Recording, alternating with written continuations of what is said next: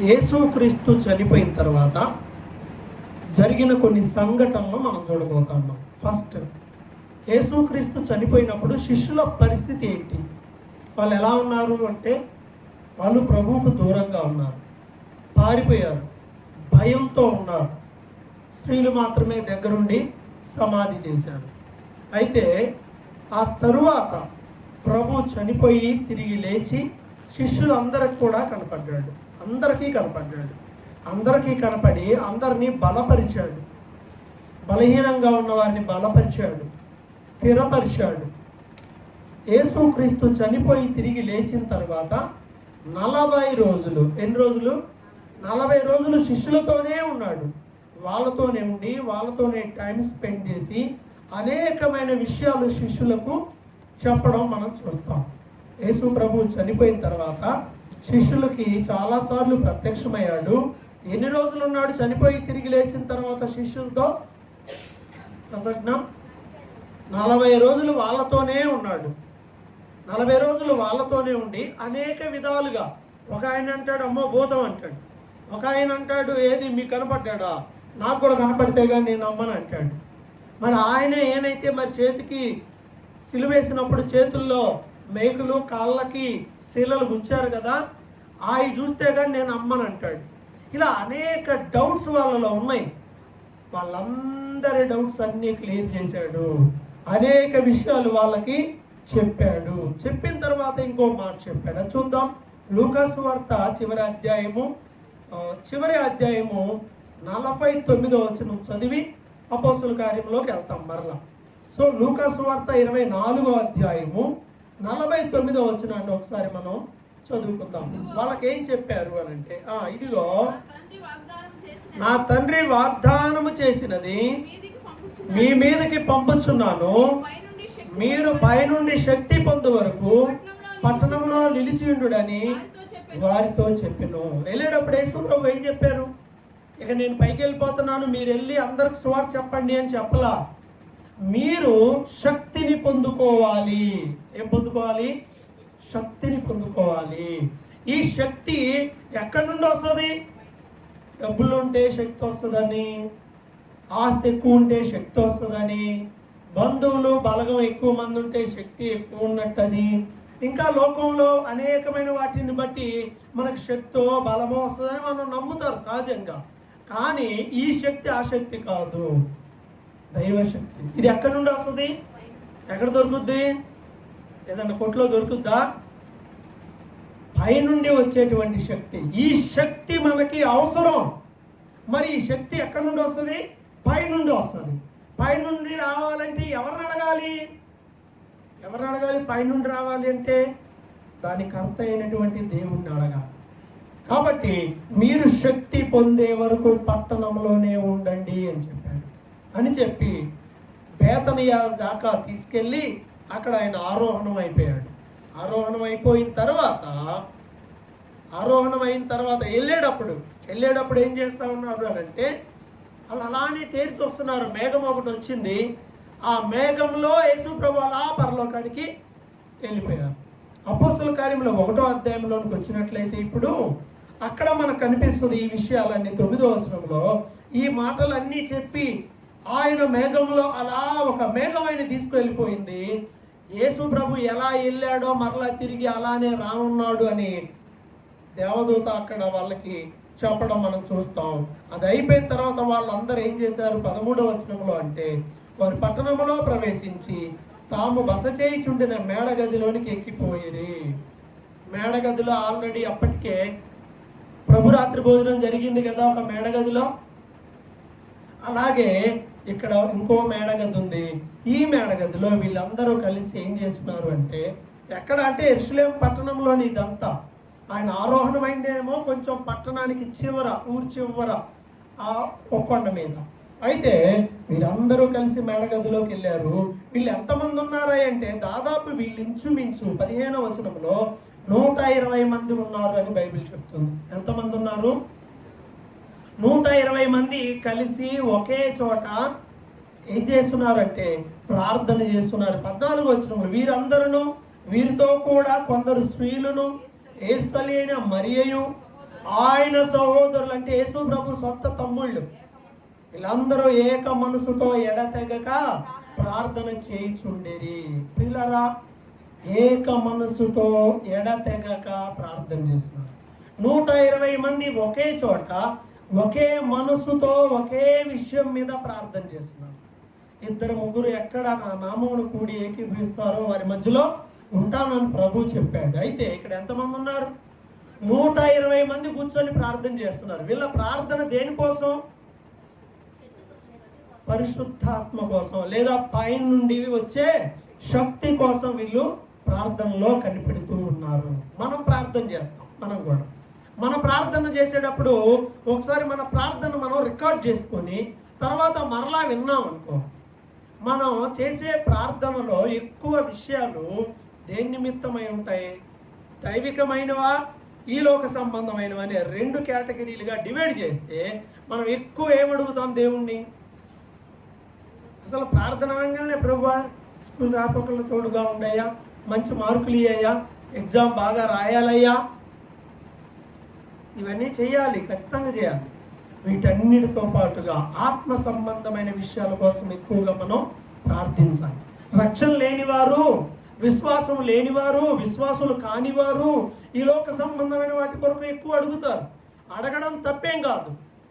అయితే విశ్వాసి ఆత్మ సంబంధమైన విషయాల కొరకు ఎక్కువ భారం కలిగి ఉండాలి. నీ అవసరాలు నీకుంటాయి, ఇబ్బందులు ఉంటాయి, అడగాలి. కానీ ఆత్మ సంబంధమైన విషయాలను ఎక్కువ అడగాలి. ఆయన రాజ్యాన్ని, నీతిని వెతికితే మనకు కావాల్సిన అన్ని ఇస్తానని ప్రభువు చెప్పాడు. ఆయనకి తెలుసు ఏమి ఇవ్వాలో, కానీ నువ్వేమడుగుతావో చూస్తాడు, నువ్వేమడుగుతాడో చూస్తాడు. కాబట్టి వీళ్ళు ఏక మనసుతో ప్రార్థిస్తున్నారు. అబ్బా, 120 మంది ఒకే విషయం కొరకు ప్రార్థన చేయడం చిన్న విషయం కాదు. ఈరోజు ఒక గ్రూప్గా కలిసి ముచ్చట ఏమంటే తెల్లారిని దాకేస్తాం. ఒక గ్రూపుగా గ్యాదర్ అయిపోయి ఏదన్నా విషయాల గురించి డిస్కస్ చేయాలంటే ఎంతసేపు అయినా డిస్కస్ చేస్తాం. గ్రూప్గా ఇలా మాట్లాడటం మొదలు పెడితే, నేను కొద్దిసేపు మీరు కొద్దిసేపు ఇలా మాట్లాడటం మొదలు పెడితే ఎంతసేపు అయినా చేస్తాం. పాటలు అబ్బా తెల్లవారి దాకా పాడినా కానీ చక్కగా వినేవాళ్ళు ఉంటారు. వాస్తవం చాలా బాగుంటుంది. అయితే ప్రార్థన చేయమంటే చేస్తారా? అంతసేపు అందరం కొద్దిసేపు ప్రార్థన చేద్దాం, 2 గంటలు 3 గంటలు అంటే మనసు ఊరుకుంటుందా? ఓ 3 గంటల పాటలేనండి, నాన్ స్టాప్ అండి అంటే హ్యాపీగా వెళ్ళి వెనక కూర్చొని చక్కగా కాళ్ళు ఊరుకుంటా పాడేవాళ్ళు పాడుతుంటే సంగీతం, వాయిద్యాలు అబ్బాయి ఎంత బాగుంటుంది. ఫైన్, మంచిదే, బాగుంటుంది, నాకు కూడా ఇష్టమే. అయితే ప్రార్థన చేయడానికి సైతానుడు ఒప్పుకోడు. నువ్వేమైనా చేయడానికి వాడు ఒప్పుకుంటాడు, కానీ ప్రార్థన చేయడానికి వాడు ఒప్పుకోడు. వాడి నోటిని మూసేస్తాడు ప్రార్థన చేయకుండా, ప్రార్థనకు రాకుండా. వాడి పని అది.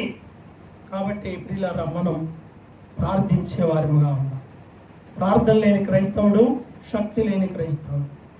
నీకు ఎన్ని ప్లాన్లు అయినా ఉండి, ఎన్ని ఆలోచనలు అయినా ఉండి, ఇలా చేయాలి, అలా చేయాలి, అలా ఉండాలి, ఇలా ఉండాలని ఎన్నైనా అనుకోండి, ప్రార్థన లేకపోతే ప్రయోజనం ఏమీ లేదు. ఆది సంఘంలో ప్రార్థనకి చాలా ప్రయారిటీ ఇవ్వబడింది. వీళ్ళందరూ శిష్యులు, 12 మంది శిష్యుల్లో ఒకడు చనిపోయాడు కదా, 11 మంది శిష్యులు, అపోస్తులు, ఇక్కడ ఉన్న స్త్రీలు, యేసు తల్లి అయిన మరియా, ఇంకా కొంతమంది స్త్రీలు, యేసు క్రీస్తు సహోదరులు. ఆయన సహోదరులు అంటే వాళ్ళ తమ్ముళ్ళు. యేసు ప్రభు పుట్టాక మరియమ్మకి పిల్లలు పుట్టారు. ఇంకా వీళ్ళందరూ యాకోబు పత్రిక అని ఉంటుంది కదా, అది యేసు తమ్ముడైన యాకోబు రాసిందే. యోధా పత్రిక అని ఉంటుంది కదా, అది యేసు ప్రభు సహోదరుడైన తమ్ముడైన యోధా రాసిందే. సో వీళ్ళందరూ కూడా చక్కగా ఆయన చనిపోయిన తర్వాత మారు మనసు పొంది చక్కగా ప్రార్థనలో ఉన్నారు. ప్రార్థనలో ఉన్నప్పుడు వాళ్ళు దేనికోసం ప్రార్థించారంటే పైనుండి ఆత్మ లేదా పైనుండి శక్తిని పొందుకోవడం కోసం ప్రార్థిస్తున్నారు. పిల్లరా, మనం శక్తి కొరకు ప్రార్థించాలి, పరిశుద్ధాత్మ కార్యముల కొరకు ప్రార్థించాలి. వాళ్ళు కనిపెట్టి ప్రభు సన్నిధిలో ప్రార్థించారు. ఎన్ని రోజులు ప్రార్థన చేశారు చెప్పగలరు ఎవరన్నా? ఇక్కడ డైరెక్ట్గా ఇన్ని రోజులు చేశారని లేదు, కానీ ఒక లాజిక్ జాగ్రత్తగా డీప్గా బైబిల్ స్టడీ చేసిన వాళ్ళకైతే వెంటనే అర్థమైపోతుంది. వీళ్ళు ప్రార్థన చేశారు, అయితే పరిశుద్ధాత్మ వాళ్ళ ప్రార్థనకి జవాబు వచ్చింది. పెంతెకోస్తు పండుగ దినమున పరిశుద్ధాత్మతో వాళ్ళందరూ కూడా నింపబడ్డారు. ఒకసారి యూదుల క్యాలెండర్లోకి మనం వెళ్తే యేసు ప్రభు ఎప్పుడు చనిపోయారు, ఏ పండుగ టైంలో చనిపోయారు? పస్కా పండుగ అప్పుడు చనిపోయారు. ఇప్పుడు ఏ పండుగ వచ్చింది? మరలా పరిశుద్ధాత్మ ఏ టైంలో వచ్చాడు? పరిశుద్ధాత్మ పెంతెకొస్తు పండుగ టైంకి వచ్చాడు. ఈ పెంతెకొస్తు పండుగకి వెనక్కి వెళ్ళిపోతే పస్కా పండుగ వస్తుంది. పస్కా పండుగకి పెంతెకొస్తు పండుగకి మధ్యలో 50 రోజులు ఉంటాయి, 7 వారాలు ఉంటాయి. 7 వారాలు 49 రోజులు, 50వ రోజే పెంతెకొస్తు పండుగ. ఇప్పుడు యేసు చనిపోయారు, పస్కా పండుగ. అప్పుడు చనిపోయి తిరిగి లేచి శిష్యులకు ఎన్ని రోజులు కనపడి వాళ్ళతోనే ఉన్నాడు? ఎన్ని రోజులు? 40 రోజులు. పస్కా పండుగ నుంచి ఆల్రెడీ 40 రోజులు యేసు ప్రభు వారితోనే ఉన్నాడు. ఇంకా మిగిలింది ఎన్ని రోజులు? ఎన్ని రోజులు ఉన్నాయి పస్కా పండుగకి పెంతెకొస్తు పండుగకి మధ్యలో? 9 రోజులు ఉన్నాయి. పండగ రోజు అయితే 10వ రోజు. ఈ 9 రోజులు అంటే ఇంక్లూడింగ్ ఆ రోజును కలుపుకుంటే ఆ 10వ రోజు వరకు కూడా వాళ్ళు ఏం చేస్తారంటే ఒక 10 రోజుల పాటు ఎదురు చూశారు, ప్రార్థనలో కనిపెట్టారు. 10 రోజులు అలాగే ప్రార్థనలో కనిపెడుతూ ఉండగా 10వ రోజు దేవుని కార్యములా జరిగింది. ప్రియులారా, మనం కూడా ప్రభు సన్నిధిలో కనిపెట్టాలి. ఎప్పటి వరకు కనిపెట్టాలి? ఎప్పటి వరకు? కొంతమంది అనుకుంటారు, ప్రభువా ఈ వారం వస్తా, వచ్చే వారం చూస్తా, తర్వాత ఇక నేను చూడనంట. చూడకపోతే ఎవడికి? చెరువు మీద అలిగితే ఎవడికి తీరుతుంది? దప్పిక తీరుద్దా? చెరువు మీద అలిగితే చెరువులో నీళ్ళు వచ్చి నా నోట్లో పడాలంటే పడతాయా? కొండలో నీళ్ళు వచ్చి నా నోట్లో పడాలి, ఫ్రిడ్జ్లో బాటిల్ వచ్చి పడాలంటే పడిద్దా? వెళ్ళి తెచ్చుకోవాలి. ప్రార్థనలో దేవుని మీద అలగకూడదు. ఆలస్యం అయితే కొంతమంది ఫీల్ అయిపోతూ ఉంటారు. అలా చేయకూడదు, ఎదురు చూడాలి. కనిపెట్టు, ప్రార్థనలో కనిపెట్టు. నీ జీవితంలో దేవుని బలమైన కార్యాలు జరిగే వరకు నువ్వు కనిపెట్టు. ఎన్ని రోజులైనా పర్లా, కనిపెట్టు, ప్రార్థన చేయి, ఫలాలు ఉంటాయి. వీళ్ళు ఆ 9 రోజులు కనిపెట్టారు. 10వ రోజు ఆశ్చర్యమైన కార్యం జరిగింది.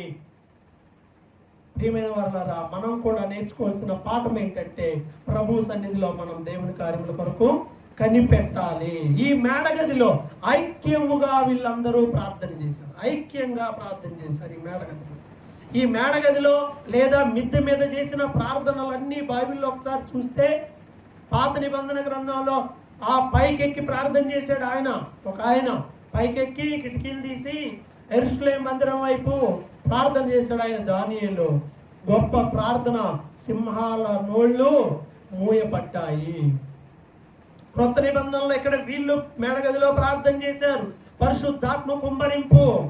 అలాగే పేతురు కూడా చర్మకారుడి ఇంటిలో ఉన్నప్పుడు ఆయనకు ఆకలైంది, భోజనం ప్రిపేర్ చేస్తున్నారు అక్కళ్ళు.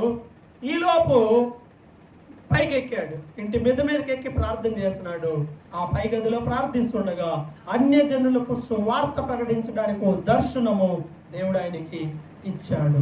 ఆ మేడగదిలోనే చనిపోయిన అమ్మాయి ఉంది. ఆ అమ్మాయిని తీసుకెళ్ళి కడుగుతున్నారు, ఇక చనిపోయింది, శవములే ఈ అమ్మాయి అని. కానీ ఆ మేడగదిలోకి వెళ్ళి ఆయన ప్రార్థించినప్పుడు ఆ అమ్మాయి, చనిపోయిన అమ్మాయి బ్రతికింది. ఎవరు ఆ అమ్మాయి? అపోస్తుల కార్యం చదివా? ఒకసారైనా చదవలేదా? చదవా. సువార్తలు అయిపోయిందా? అవలేదు ఇంకా. ఈ ఎండాకాలం కల్లా నీకు సువార్తలు అపోస్తుల కార్యంలో మొత్తం అయిపోవాలి. ఇంట్లో కూర్చుంటావో యాడ్ చేసుకుంటావో తెలియదు. చనిపోయి బ్రతికింది. అందరు ఇదిగోండి ఆ అమ్మాయి కుట్టిందండి, బట్టలు కుట్టిందండి, ఇదండి దొరక పిల్లరా. ఇలా మేడగదులు ఎన్నో అద్భుతాలు జరిగినాయి. సో ఈ మేడగదిలో వీరి ప్రార్థన, ఐక్యముగా వీళ్ళు చేసినటువంటి ప్రార్థన యొక్క ఫలితం ఏంటంటే గొప్ప కార్యాలు. విసుక్కోకుండా మనం ఏం చేయాలంటే ప్రార్థించాలి. వ్యక్తిగత ప్రార్థన ఉండాలి, సంఘం యొక్క ప్రార్థన, గ్రూప్ ప్రేయర్ ఉండాలి. కొంతమంది వ్యక్తిగతంగా ప్రార్థన చేయరు, నలుగురిలో ఉన్నప్పుడు మాత్రం ప్రార్థన అనగానే ఇంకా అరగంట చేస్తారు. టాపిక్ మీద చేయరు. ప్రార్థన సరిగా లేని వాళ్ళు ఏం చేస్తారో అలాగే తెలియదు. సడన్గా ఒక్కోసారి నేను మీ చేత చేపిస్తాను. దేనికో తెలుసా? మీ ప్రార్థన బట్టి మీ ఆత్మీయ స్థాయి అర్థమైపోతుంది. నా ప్రార్థన బట్టి కూడా మీకు అర్థమైపోతుంది. ప్రార్థన స్థాయిని తెలియజేస్తుంది. అలా అని ఇచ్చినప్పుడు పాండిత్యాన్ని ప్రదర్శించకూడదు. మనం మనుషులు మోసం చేయొచ్చేమో కానీ దేవుణ్ణి మోసం చేయాలి. వ్యక్తిగతంగా ప్రార్థనలో నలిగి, వ్యక్తిగతంగా ప్రార్థనలో బాగుంటే అర్థమైపోతుంది. ఇప్పుడన్నా ప్రార్థించేటప్పుడు వ్యక్తిగత ప్రార్థన లేకున్నప్పుడు ఇంక ఇచ్చామనుకో, మైక్ ఇస్తే ఇంకా అమెరికా, ఇంగ్లాండ్, ఆస్ట్రేలియా, న్యూజిలాండ్ మొత్తం అన్ని దేశాలు తిరిగి వస్తూ ఉంటారు. ఉట్టప్పుడు తిరగరు, మళ్ళీ ఉట్టప్పుడు ప్రార్థన చేయమంటే చేయరు, ఇంట్లో కూర్చొని చేయమంటే చేయరు. మైక్ రాగానే కొంతమంది చూడండి అప్పుడే గవర్నమెంట్ హాస్పిటల్ వాళ్ళు గుర్తొస్తారు. మామూలు కువైట్లో ఉన్న వాళ్ళ బాధలు మామూలు గుర్తురావు. వార్తల్లో చూసినా అయ్యో వెంటనే వాళ్ళ కోసం చేద్దాం, మన వాళ్ళు ఎవరన్నా ఉన్నారు అది రావు. అక్కడ ఇస్తే పట్టుకుంటే అబ్బో యుద్ధం జరుగుతుంది ప్రభు, ఎలాగైనా యుద్ధం ఆపేసాయి ప్రభు. ఎందుకు ఆపాలి యుద్ధం? ఆయన తెలియకుండా జరుగుతాయి ఏంటి ఇవన్నీ? శాంతి కొరకు ప్రార్థన చేయాలి. సో మీకు ఎగ్జాంపుల్ చెప్తున్నా కదా. కొంతమంది పాపం తెలియక ప్రార్థన జరుగుతూ ఉంటుంది, వర్షం పడతా ఉండింది అనుకో, ప్రార్థన చేస్తుంటారు, ప్రభు ఈ వర్షాన్ని గద్దించు, దయ్యానికి కూటాలు జరగటం ఇష్టం లేక ఏం చేస్తుందంట, వర్షం కురిపిస్తుందంట. అందువల్ల ఈ దయ్యాన్ని బంధించు. బైబిల్ చెప్తుంది కదా, దేవతలలో ఎవడైనా వర్షము కురిపించగలవాడు ఉన్నాడా అంటుంది బైబిల్. మనం ప్రార్థనప్పుడు వర్షం పడితే ఇప్పుడు దేవుడు కురిపిస్తున్నట్ట, దయ్యం కురిపిస్తున్నట్ట? ఎరా ప్రార్థనలో కూటాల్లో వర్షం పడితే అది ఎవరి కార్యం? దేవుని కార్యమా, దయ్యం కార్యమా? వర్షం కురిపించటం ఎవడి వల్ల కాదు, అది దేవుని వల్ల మాత్రమే అవుతుంది. సో మనకు తెలియకుండా ఏమడితే చేయకూడదు. వాక్యానుసారమైన ప్రార్థనలు చేయాలి, దేవుని చిత్తానుసారమైన ప్రార్థనలు మనం చేయాలి. సో వీళ్ళందరూ కూర్చొని ప్రార్థన చేస్తూ ఉన్నారు కాబట్టి ఎప్పుడూ కూడా వ్యక్తిగతంగా మీ ప్రార్థనలను కాపాడుకోండి. ప్రార్థన సమయాలను, ప్రార్థన అలవాట్లు కాపాడుకోవాలి. పర్సనల్ ప్రేయర్ ఉందా? ఏముంటుంది? కొంతమందికి ఉంటాం. జాగ్రత్త, నష్టం జరుగుతుంది. ఉదయాన్నే లేచి ప్రార్థించండి, రాత్రి పడుకునేటప్పుడు ప్రార్థించండి. మీకు ఎప్పుడన్నా అవకాశం దొరికితే ప్రయాణాల్లో ప్రార్థించండి. మీకు టైం దొరికితే ఖాళీగా ఉండి కళ్ళు మూసుకొని మోకరించే పరిస్థితులు లేనప్పుడు, అలాంటి పరిస్థితులు లేనప్పుడు కుర్చీలో కూర్చొని ప్రశాంతంగా కూడా ప్రార్థన చేస్తుండొచ్చు. మన మనస్సుని ప్రార్థనలో పెడుతూ ఉంటే దేవుని కార్యాలు మన జీవితంలో జరుగుతూ ఉంటాయి. పర్సనల్ ప్రేయర్ని కాపాడుకోవాలి. పరిశుద్ధాత్మతో వీళ్ళు నింపబడ్డారు. పెంతెకొస్తు పండుగ దినమున 50వ రోజు చెప్పాను కదా లెక్క. పస్కా పండుగ నుండి పెంతెకొస్తు పండుగ వరకు ఎన్ని రోజులు? 50 రోజులు. 7 వారాల పండుగ అంటారు దీన్ని, పెంతెకొస్తు పండుగని. పంట అప్పుడే చేతికి వస్తుంది. 50వ రోజు పండుగ, అసలు పండుగ. పెంతెకొస్తు అంటేనే 50th డే, 50వ దినం అని అర్థం. సో యేసు ప్రభు చనిపోయిన 50వ రోజున ఈ సంఘటన జరిగింది. 40 రోజులు యేసు ప్రభు ఆల్రెడీ 40 రోజులు శిష్యులతో ఉండి వాళ్ళని బలపరిచాడు. ఈ 9 రోజులు వీళ్ళు ప్రార్థనలో ఉన్నారు. 10వ రోజు ప్రార్థనలో దేవుని కార్యం జరిగింది. వాళ్ళు ఈ 10 రోజులు కనిపెట్టారు. కనిపెట్టాలి, ప్రార్థనలో మనం కనిపెట్టు వారముగా ఉండాలి అని నేర్చుకోవాలి. ఆ తర్వాత మనం గమనించాల్సింది ఏంటంటే, అన్నట్టుగానే పరిశుద్ధాత్మ కుమ్మరించబడ్డాడు. ప్రార్థన ఆలకించే దేవుడు మన దేవుడు. యథార్థముగా ప్రార్థిస్తే ఆయన వినకుండా ఉంటాడా? అడుగుడి మీకు ఇవ్వబడినని చెప్పాడు, మొరపెడితే ఉత్తరం ఇస్తానని చెప్పాడు. ప్రార్థన వింటాడు. అయితే కొన్ని సందర్భాల్లో మనం ఎన్నో ప్రార్థనలు చేస్తాం, కొన్నిసార్లు అవి జరగవు. మనుషులు చనిపోతారు కూడా చివరికి. మా నాన్న మారాలని ఎన్నేళ్ళు ప్రార్థన చేశాను నేను, మారాలి మారాలి మారాలి, మరి ఏం మారలేదే అంటే నా దృష్టికి, నా కంటికి అయితే కనపడి ఆయన ఏం మారల. తర్వాత నేను మా ఇంట్లోకి వెళ్ళి చూస్తే బైబిల్ ఉంది. ఆయన 40 రోజులు ప్రార్థన చేశాడంట ఉపవాసం ఉండి. నాకు తెలియదు, హృదయం అనేది దేవునికే తెలుస్తుంది. మారి చనిపోయాడో మారకుండా చనిపోయాడో నాకు తెలియదు. మామూలుగా నా దృష్టికి అయితే మాత్రం మారలేదని అనుకుంటాను నేను. మారాలి, కుటుంబంలో కుటుంబ సభ్యులు మారాలి, బంధువులు మారాలి, అన్నదమ్ములు మారాలి, అక్క చెల్లెలు మారాలని 7వ తరగతి నుంచి చేతనే ఉన్నా నేను. ఏ ప్రార్థనలు వృధాకాల సరే, ఆయన మారు మనసు పొందకపోవచ్చు. తర్వాత కుటుంబ సభ్యులు అందరూ చక్కగా ఈరోజు అందరూ మారు మనసు పొంది దేవుళ్ళో ఉన్నారు, సంతోషం. మన ప్రార్థనలు వృధా కావు. కొన్నిసార్లు మనం కూడా ఉండకపోవచ్చు, కానీ ఆ ప్రార్థనలన్నీ నెరవేర్చబడతాయని మనం గ్రహించాలి. విశ్వాసంతో, ఓపికతో ఎదురు చూస్తూ నిరీక్షణతో ప్రార్థించాలి. కొన్నిసార్లు గడ్డు సమస్యలు తీరిందనుకుంటాం, కానీ తీరదు. ఒక్కోసారి మించిన సమస్య వస్తూ ఉంటుంది. కానీ ప్రభువుకు తెలుసు నీ హృదయ భారం ఏంటో. నీ హృదయంలో ఉన్న భారము తప్పక ఆయన తొలగిస్తాడు, నీకు సహాయం చేస్తాడు. ఎందుకంటే నువ్వు అడిగావు ఆయన్ని సహాయం చేయమని. మన దేవుడు సహాయం చేసే దేవుడు. వీళ్ళ ప్రార్థన నెరవేర్చబడింది. పెంతెకొస్తు పండుగ దినమున పరిశుద్ధాత్మతో వారు నింపబడ్డారు. గొప్ప కార్యాలన్నీ జరగటం మనం చూసాం. యేసు ప్రభు ముందే చెప్పాడు తను వెళ్లే ముందు. యోహాను 16:7-8 నేను వెళ్ళడం మీకు మంచిది, నేను వెళ్ళకపోతే ఆదరణకర్త లేదా ఉత్తరవాది లేదా సత్య స్వరూపియగు ఆత్మ మీ యొద్దకు రాడు. నేను వెళ్తే ఆయన వస్తాడు. ఆయన వచ్చి ఏం చేస్తాడు? పాపమును గురించి ఒప్పిస్తాడు, నీతిని గురించి ఒప్పిస్తాడు, తీర్పును గురించి లోకాన్ని ఒప్పిస్తాడు. పరిశుద్ధాత్మ పని ఏంటి అంటే ఇది, మనుషులను పాపమును గురించి, నీతిని గురించి, తీర్పును గురించి ఒప్పింపజేయడము. ఒక వ్యక్తి పరిశుద్ధాత్మతో నింపబడితే ఏం జరిగిద్ది? ఇవే జరుగుతాయి. కాబట్టి ప్రియులారా, మనం అది గ్రహించాలి. ఊరిక పరిశుద్ధాత్మ వచ్చిందని చెప్పి ఈరోజు పరిశుద్ధాత్మ ప్రేరణ పేరుతో చాలా కార్యాలు, కేకలేసే వాళ్ళు ఉన్నారు, భాషలని మాట్లాడే వాళ్ళు ఉన్నారు, అసలు ఇంకా రకరకాల డాన్సులు వేసే వాళ్ళు ఉన్నారు. ఘోరం, చాలా ఘోరాలు కూడా జరుగుతున్నాయి. ఏది నిజమైందని ఎలా గ్రహించాలంటే, పరిశుద్ధాత్మ ఎప్పుడూ క్రమమైన పద్ధతిలో ప్రవర్తించేలా చేస్తాడు. మొదటగా పరిశుద్ధతలో నడిపిస్తాడు, క్రమంగా ఉండేలా చేస్తాడు. ఆయన అల్లరికి కర్త కాదు.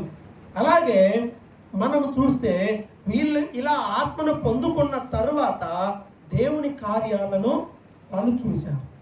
పిల్లరా, మనం కూడా పరిశుద్ధాత్మ కోసం కనిపెట్టి ప్రార్థన చేసుకొని పొందాలి. వాళ్ళు ఎన్ని రోజులు ఎదురు చూశారు? అప్పుడు దాదాపుగా 10వ రోజు, 9 రోజులు ఫుల్గా, 10వ రోజు ఆత్మ కుమ్మరింపు. ఇప్పుడు మనకెన్ని రోజులు పడుతుంది చెప్పగలరా? ఎవరైనా ట్రై చేయండి. ఇప్పుడు మనం పరిశుద్ధాత్మతో నింపబడాలంటే మనకెంత టైం పట్టవచ్చు? ఇది కూడా లాజిక్ క్వశ్చన్. చెప్పండి, మనకెంత టైం పట్టవచ్చు? వాళ్ళకి 10 రోజులు 9 రోజులు పట్టింది వాళ్ళకి, మనకెంత టైం పట్టింది? మనకు పెద్ద టైం ఏం పట్టదు, క్షణంలో పని అది. ఎందుకంటే అంతకుముందు పరిశుద్ధాత్మ భూమి మీద నివాసము లేదు.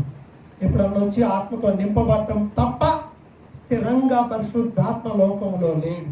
యేసు వెళ్ళిన తర్వాత పరిశుద్ధాత్మ లోకం మీదకి వచ్చి ఈ రోజు కూడా సంఘాన్ని నడిపిస్తుంది ఎవరయ్యా అంటే పరిశుద్ధాత్మ. అందుకే ఎవడైనా ఆయన ఆత్మ లేకపోతే వాడు ఆయన వాడు కాదు అంటాడు. రోమా 8:9 ఎవడైనా క్రీస్తు ఆత్మ లేనివాడైతే వాడు ఆయన వాడు కాడు. అంటే ఏంటి? దేవుని ఆత్మ మనలో ఉండాలి, మనలో నివాసం ఉంటాడు. పరిశుద్ధాత్ముడు నీలో ఉంటాడు, నీతో ఉంటాడు, నీ లోపల ఉంటాడు, ఎప్పుడు నీతో ఉంటాడు. దేవుడికి బదులుగా ఆయన తన ఆత్మనిచ్చాడు. సదాకాలం నీతో ఉంటాను అన్నాడు. ఎప్పుడు ఉంటాడు? ఆయన ఉంటాడు ఆత్మరూపిగా. కాబట్టి దేవుని ఆత్మ ఎల్లప్పుడూ మనకి తోడుగా ఉంటాడు అనే విషయాన్ని మనం గ్రహించాలి. నాకు సిస్టర్ తెలుసు, మా ఫ్రెండ్. ఆమె వీడో భర్త చనిపోయాడు ఎర్లీగా, 2 పిల్లలతో చాలా బాధపడతా అన్ని పనులు చేసుకుంటూ ఉండాలి. ఇంకా అన్ని పనులు, బయట పనులు, ఇంట్లో పనులు, ప్రొఫెషనల్గా చేసుకోవాల్సినవి అవి మొత్తం అన్నీ ఉండి ఏదో సందర్భంలో ఏంటి ఏమన్నా అయితే ఎవరున్నారు మాకు అనే ఒక చిన్న ఫీలింగ్ వచ్చింది. ఎవరున్నారు? ఇంట్లో మగవాళ్ళు ఉంటే మనకి ఇదో సామెత ఉంటుంది, తాగుబోతోడైనా, దిగుబోతోడైనా, తిట్టుపోతోడైనా, ఎవడో ఒకడుంటే ఏదో జోకర్ లాగా, ఎవడో ఒకడుంటే ఏం చేయనివాడు ఉంటే ఏమి లేకపోతే కదా. కానీ మనం ఏంటి, ఏదో ఒక మనిషి అండ ఉంటే అది వేరు కదండి. ఉండి ఏం చేయలేనప్పుడు దిష్టి బొమ్మలాగా ఎవరైనా ఉపయోగం లేదు, స్త్రీలైనా, పురుషులైనా, పిల్లలైనా, పెద్దలైనా. సో అలా బాధపడుతూ ఉన్న టైంలో పిల్లల్ని వదిలిపెట్టి బయటికి వెళ్ళిపోవాల్సిన పరిస్థితి వచ్చినప్పుడు 2 పిల్లలు చిన్న పిల్లలుగా ఉండేవాళ్ళు. ఆ టైంలో ఎంతో వేదంతో ప్రార్థన చేస్తూ ఉంటే అప్పుడు దేవుడు మాట్లాడి చెప్పాడట, నేను లేనా, మేము చూసుకోనా, ఎందుకు తిరుగులు పడుతున్నా? సింపుల్. పెద్ద వేదనకి ఆన్సర్ ఎంత వచ్చింది? చిన్నది, కానీ అది ఎంత ఆదరణ ఇస్తుంది? మనం అనుకుంటాం మాకు ఎవరు లేరే, మా ఇంట్లో ఎవరు లేరే, నేను ఒక్కడినే, లేకపోతే నేను ఒక్కదాన్నే, లేకపోతే మాకు ఎవరు సపోర్ట్ లేదే, లేకపోతే మమ్మల్ని పట్టించుకునే వాళ్ళు లేరే, లేదా మా పట్ల భారం ఎవరికి లేదే, లేదా మా పట్ల భారం కలిగిన వ్యక్తులు లేరే అనే ఫీలింగ్ అందరికి ఉంటుంది కదా. నాకు ఉంటుంది, నాకు కూడా మమ్మల్ని మా నాన్నలు అన్నీ చేస్తే బాగుంది, అందరికీ ఉంటుంది. కాబట్టి ఎవరు శాశ్వతం కాదు, ఎవరి సమయానికి వాళ్ళు. సో ఇక్కడ దేవుని మాట జ్ఞాపకం చేస్తా, ఆయన తోడుగా ఉన్నాడు, నేను తోడుగా ఉంటాను, నీకు మీ ఇంటి మీ చుట్టూ నా దేవదూతల కావలిగా ఉంచానని దేవుడు చెప్పాడట. ఇక అప్పటి నుండి ఇక ధైర్యం ఎక్కడి నుండి వచ్చిందో తెలియదు. ఏమన్నంటే దేవుడు చెప్పాడు, నేను మీకు తోడుగా ఉంటానని చెప్పాక ఇక దిగుతాడు. దేవుని వాక్యం ద్వారా మనం ధైర్యాన్ని పొందాలి. పరిశుద్ధాత్ముడు ఇప్పుడు మనలో ఉన్నాడు, మనతో ఉన్నాడు. నువ్వు నమ్మాలి, నువ్వు నమ్మితే నీ జీవితం బాగుంటుంది. నమ్మకం లేకపోతే నీకు ఏది ఎక్కడ లేదుగా అని అనుకుంటే మనకి ఇంకెట్ట కనపడితే ఏముంది? మనతో ఉంటాడు, మనలో ఉంటాడు, మనల్ని బలపరచడానికి ఎప్పుడు సమీపంగానే ఆయన ఉంటాడు. మనం కూడా ఏం చేయాలంటే, వాళ్ళకి టైం పట్టింది, మనకి టైం అవసరం. ఆయన ఆల్రెడీ భూమి మీద ఉన్నాడు, జస్ట్ ప్రార్థన చేస్తే కొలత లేకుండా ఆయన ఆత్మను అనుగ్రహిస్తాడు అని బైబిల్ చెబుతూ ఉంది. కాబట్టి మనం కూడా పరిశుద్ధాత్మ కొరకు ప్రార్థించాలి. ఈ పరిశుద్ధాత్మ మనల్ని నడిపించాలని కోరుకోవాలి. ఈ పరిశుద్ధాత్మ వారి మీదకి వచ్చినప్పుడు ఏం జరిగింది అంటే, వాళ్ళ మేడగదిలో ప్రార్థిస్తున్నారు. అగ్ని వలె, ఎలా అంటే అగ్ని నాలుకలుగా విభాగింపబడినట్లుగా. అపోస్తుల కార్యం 2వ అధ్యాయం ప్రారంభ వచనంలో మనం చూసినట్లయితే 2-3 వచనాల్లో అగ్ని జ్వాలల వంటి నాలుకలు విభాగింపబడినట్లుగా వారికి కనబడి అనే మాట కనిపిస్తుంది. పరిశుద్ధాత్మ అగ్నిలాగా వారికి కనపడింది అని బైబిల్ చెబుతుంది. మన దేవుడు దహించు అగ్ని అయి ఉన్నాడు. మన దేవుడు దహించు అగ్ని అయి ఉన్నాడు. మరి దహించు అగ్ని అంటే కాలిపోవాలిగా. ఇప్పుడు దేవుడు అగ్ని దేవుడు నాకు తోడుకున్నాడు అనుకో, నేనేమవ్వాలి? కాలిపోవాలి కదా. ఈ అగ్ని ఎలాంటిదంటే, మోషే చూశాడు, పొద మండుతుంది కానీ కాలి, అది మండుతుంది కానీ కాలదు. దేవుడు కూడా అంతే, మనలో ఉన్న పాపమును దహిస్తాడు, మనల్ని పరిశుద్ధులుగా చేస్తాడు. మనల్ని కాల్చేది కాదు అగ్ని, కానీ మనల్ని శుద్ధి చేసేది అగ్ని. బంగారం అగ్ని కలిపితే ఏమవుతుందంటే దానిలో ఉన్న మస్టు పోతుంది, బంగారం మనకి క్లీన్ అవుతుంది. అలాగే అగ్ని మనల్ని సరిచేస్తుంది, బలపరుస్తుంది. కాబట్టి ప్రియులారా, ఈ అగ్ని మనం కూడా కలిగి ఉండాలి. వీళ్ళు ఆ ప్రార్థనతో ఉన్నారు, ఆ ప్రార్థన ప్రభావంతో ఆ ఆత్మ నింపుదలతో ఉన్నారు. కాబట్టి భయపడిన పేతురు నిలబడి ప్రసంగించాడు. ఒక దెబ్బకి 5,000 మంది 3,000 మంది మారిపోవడం మొదలు పెట్టారు. ఈ పరిశుద్ధాత్మ తోడుగా ఉండడం వల్ల స్వస్థతలు జరిగినాయి. ఈ పరిశుద్ధాత్మ ప్రభావం వల్లనే వాళ్ళు జైలుకి వెళ్ళినా భయపడలేదు, ప్రార్థన చేశారు. జైలుకి వెళ్తే అయ్యో అరెస్ట్ చేశారులే పేతురుని మిగతా వాళ్ళని చెప్పి ఎవరు భయపడలా. ఏమని ప్రార్థన చేశారు? ప్రభు ఇలాంటి టైంలో నువ్వేమనుకున్నావు ఏది జరగాలని, అవన్నీ జరిగించు అని ప్రార్థన చేశారు. వాళ్ళు కూడా ప్రార్థన కాపాడుకున్నారు. ప్రతిరోజు పగలు 3 గంటలకి దేవాలయానికి వెళ్ళి పేతురు యోహాను ప్రార్థించినట్లుగా మనం చూస్తూ ఉన్నాం. ప్రార్థన సంఘం ఆసక్తితో పేతురు కొరకు ప్రార్థన చేసింది, దేవుడు వారిని విడిపించాడు. కాబట్టి ప్రియులారా, ఎన్నో ప్రార్థన విజయాలు ఉన్నాయి. కాబట్టి విశ్వాసులమైన మనం ఏం చేయాలంటే, వారు కనిపెట్టి పరిశుద్ధాత్మను పొందుకొని ఏం చేశారు? ఎన్నో గొప్ప కార్యాలను చేశారు. అలాగే మనం కూడా ఏం చేయాలి అంటే, ప్రభు సన్నిధిలో కనిపెట్టండి, ప్రార్థించండి. కుటుంబ విషయాల కోసమై ప్రార్థించండి, సంఘం కోసం ప్రార్థించండి, ఆయన రాజ్యం కోసమై ప్రార్థించినట్లయితే వారి జీవితంలో గొప్ప కార్యములు చేసిన దేవుడు ఇప్పుడు మనతో అంటున్నాడు, కొలత లేకుండా మీకు కూడా ఇస్తానా అంటున్నాడు. అదే ఆత్మని. ఆయన పక్షపాతి కాదు, మారని దేవుడు ఆయన. కాబట్టి అలాంటి దేవుడు మనం కలిగి ఉండగా మనం కూడా పరిశుద్ధాత్మ ఇప్పుడు మనకు సమీపంగా ఉన్నాడు. వెయిట్ చేయాల్సిన పని ఏమి లేదు.